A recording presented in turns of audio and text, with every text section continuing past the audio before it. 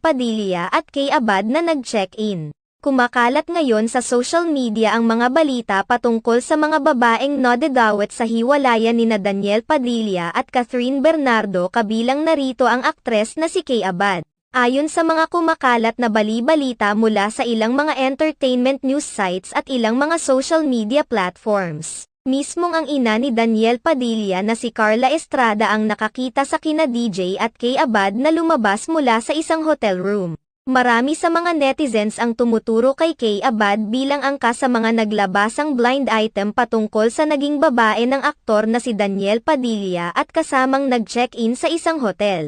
Sinabi rin sa nasabing blind item na mismong si Carla Estrada, ina ni Daniel Padilla, ang nakakita sa dalawa na palabas na sa nasabing 5-star hotel dahil sinundan nito ang anak sa nasabing lugar. Matatandaan na naumpisang maglabasan ang mga babaeng